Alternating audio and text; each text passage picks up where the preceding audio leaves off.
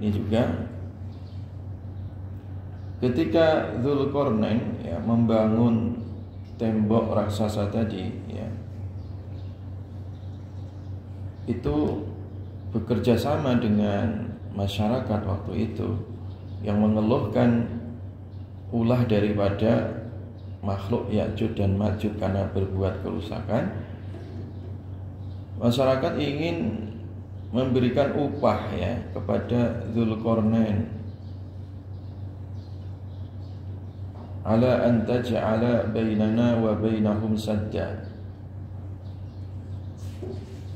Jadi masyarakat ini kepingin dibangunkan tembok tadi ya,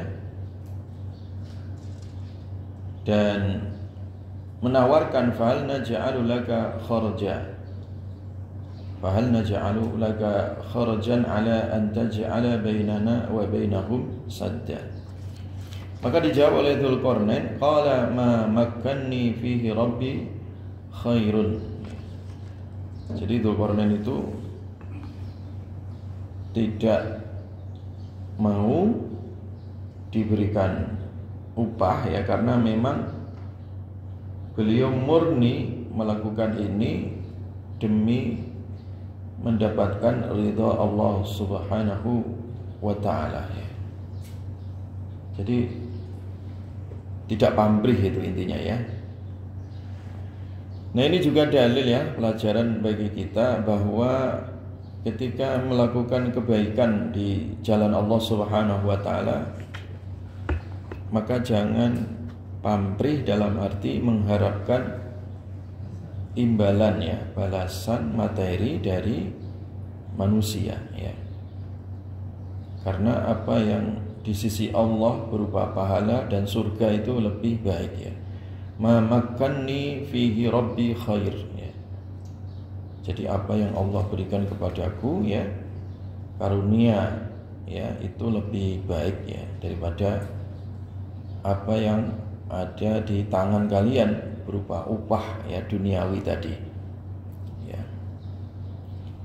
Nah itu juga sebenarnya ajaran dari para nabi dan rasul ya. Atumiddunani bimalin fama atani Allahu khairun mimma atakum ya. Jadi apakah kalian itu menggoda aku untuk memberikan harta, sementara apa yang Allah berikan kepada aku lebih baik daripada harta yang kalian tawarkan ya. Jadi ini pelajaran penting ya, betapa Dzulqarnain dengan susah payah, lelah itu ya, butuh waktu lama membangun bendungan ataupun tembok raksasa tadi dengan modal yang banyak ya, tenaga yang berat, tetapi sedikit pun tidak mengambil upah dari mana tadi? Masyarakat ya. Jadi ini nilai perjuangannya tadi ya, nilai perjuangan. Karena tidak gampang tadi, bahan yang digunakan untuk membangun tembok tadi supaya tidak bisa didaki dan tidak bisa dilobangi oleh Ya'juj dan Ma'juj, itu bahannya tadi apa? Cor-coran besi ya, zubarul hadid ya, tembaga besi. Itu nggak murah, nggak gampang juga. Jadi bayangkan itu zaman itu sudah canggih ya, bagaimana mereka sudah bisa menjadikan besi dan cor-coran tembaga, timah tadi itu bisa menjadi bahan dasar untuk pengecoran tembok ya. Dan itu menggunakan sarana api tadi ya. Jadi bagaimana dipanasi dulu sampai meleleh, kemudian ketika itu dicor atau dituangkan ya, sehingga nanti sudah mengeras, dicor lagi dan begitu seterusnya ya, sehingga kokoh itu tembok ya. Ini luar biasa ini ya. Jadi itu di zaman kuno ya, Nabi aja belum diutus. Zaman Nabi apa itu ketika Zulkarnain itu berkuasa. Itu zaman Nabi Ibrahim ya, antara zaman Nabi Ibrahim ya. Jadi di zaman itu, jadi zamannya Nabi siapa? Ibrahim, sekitar itu dan setelahnya, maksudnya itu di antara zaman itu ya. Jadi sudah lama ya. Dan itu dia raja. Pabrik besi waktu itu ya? Ya besi sudah ada sejak zaman Nabi Adam, itu besi sudah ada, cuman pabrik besinya belum ada di Tangerang sono ya. Belum ada pabrik besi di Cilegon ya. Jadi Al-Hadid itu memang sudah ada sejak dulu ya. Jadi sebelum ada teknologi sekarang, besi itu sudah ada, besi baja. Bahkan di Al-Quran itu ada surat besi baja, itu surat namanya Al-Hadid ya. Wa anzalnal hadida fihi ba's ya. Ba'sun syadid ya. Jadi besi baja itu memang sudah ada ya. Dan di peradaban kaum kuno terdahulu itu juga sudah memanfaatkan besi ini ya, dan baja ini juga tadi tembaga ya. Taib jamaah sekalian yang diberkahi oleh Allah Subhanahu wa taala ya. Nah, ketika sudah selesai tembok itu dibangun, qala Dzulqarnain kemudian berkata, "Hadza rahmatum mir rabbi," ayat 98 itu ya. Ini adalah rahmat dari Tuhanku. Nah, ini pelajaran yang berikutnya ya, nilai dari perjalanan dan perjuangan Dzulqarnain tadi. Itu setelah sukses berhasil membangun tembok yang kokoh tadi dan menghentikan kerusakan Ya'juj dan Ma'juj tadi, melokalisasi kerusakannya tadi supaya tidak menyebar ke seluruh dunia. Dzulqarnain tidaklah bangga dan sombong ya, tidaklah riya, ujub ya, tidak cari muka ya kan, tidak cari pencitraan ya. Kalau orang sekarang itu kan sok pahlawan gitu ya, gayanya itu pahlawan kesiangan, muncul di tengah-tengah pendemo, undang ojol, ternyata bukan ojol gitu. Itu orang sekarang itu begitu, pemimpin sekarang ya. Jadi pamrih dan cari muka. Ya, cari mukanya nggak profesional lagi ya. Masa ojol itu sepatunya sepatu kantoran gitu kan, nggak ada itu ojol. Ya, ojol masa badannya klimis gitu ya, nggak pernah keringetan gitu ya. Ya. Jadi kadang itu pencitraan tapi nggak profesional gitu kan. Jadi ketawain semut gitu ya. Nah, itu pemimpin-pemimpin sekarang ya. Jadi bedanya dengan pemimpin Dzulqarnain tadi. Jadi setelah dia sukses membangun dan punya jasa besar, dia tidak merasa berjasa gitu. Jasanya besar tetapi tidak merasa apa? Berjasa. Inilah orang besar begitu. Nah, orang yang kerdil udah nggak berjasa, kerjaannya cuma meresmikan doang, dan itu mengaku pencitraannya begitu. Nah, itu orang kerdil namanya, pemimpin kerdil. Kan banyak kan pemimpin seperti itu ya. Jadi kadang pemimpin itu apa ya, sudah tidak nyumbang, repotin gitu ya. Terkadang masyarakat sudah gotong royong bangun masjid ya kan, dari 10.000, 100.000 sampai miliaran dikumpulkan ya. Pemerintah kota, Pak Wali Kota, Bupati, Gubernur juga nggak nyumbang. Diundang untuk meresmikan aja kadang nggak datang gitu ya. Hanya belin itu. Jadi kalau Dzulqarnain ya, dia tidak, memang betul-betul membangun, dia berjasa dia sampai tembok raksasa tadi berdiri tegak kokoh, Ya'juj Ma'juj nggak mungkin bisa mendakinya dan tidak bisa melobanginya. Ketika sudah selesai seperti itu, beliau katakan apa? Qala hadza rahmatum mir rabbi, ya. Ini adalah rahmat dari apa? Tuhanku.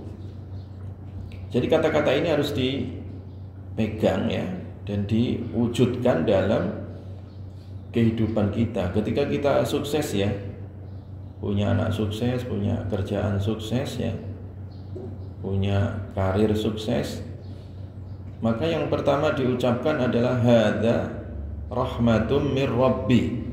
Ayat jamaah, hadza rahmatun mir rabbi, ya, diucapkan itu. Nah, itu satu ayat lagi, hadza min fadli rabbi, ya.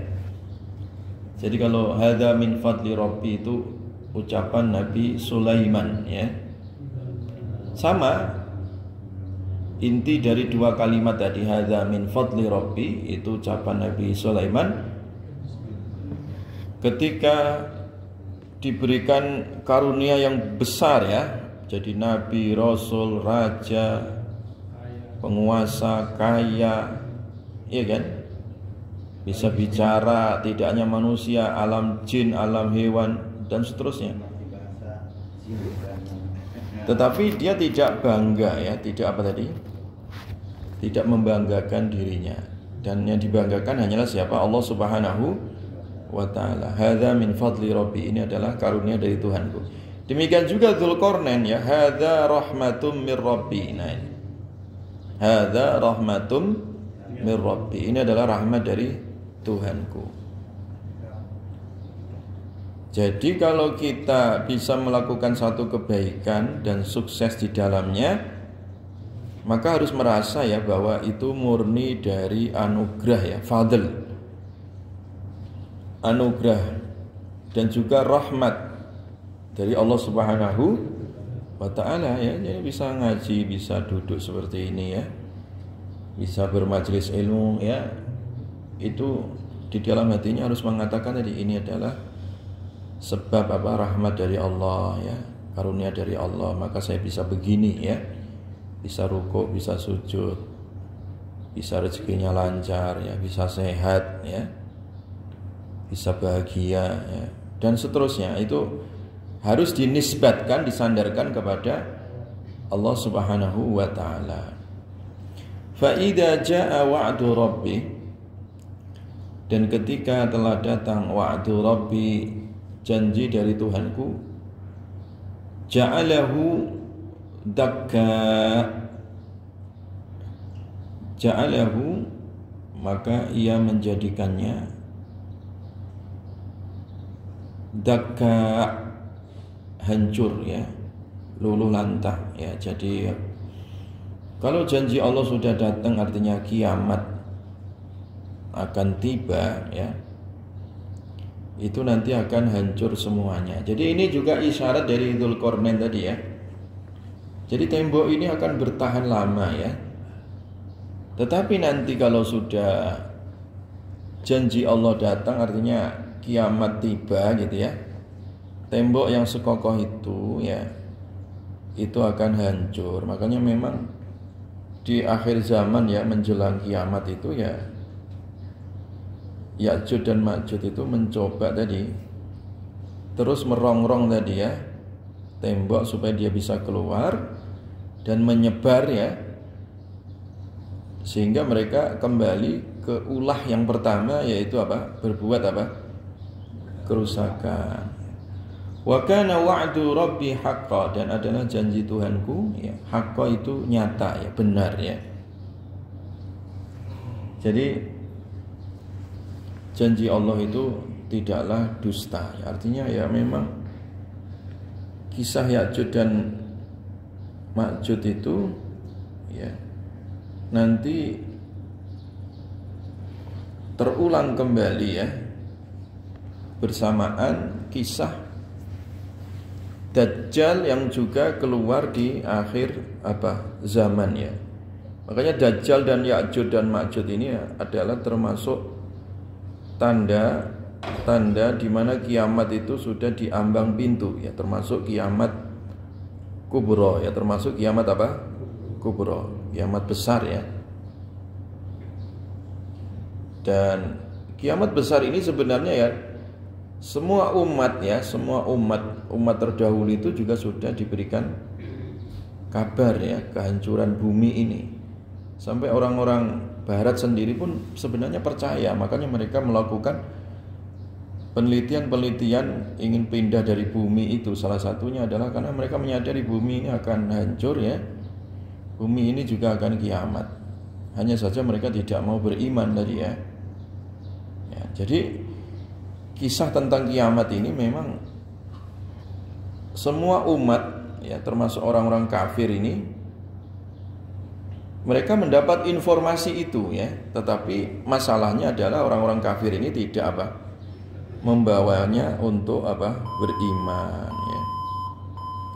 Nah, ayat ini menegaskan kembali bagi orang yang beriman supaya semakin kuat keimanannya bahwa ada hari akhir ya, dari semua perjalanan kehidupan manusia, ada kiamat dan ada akhirat.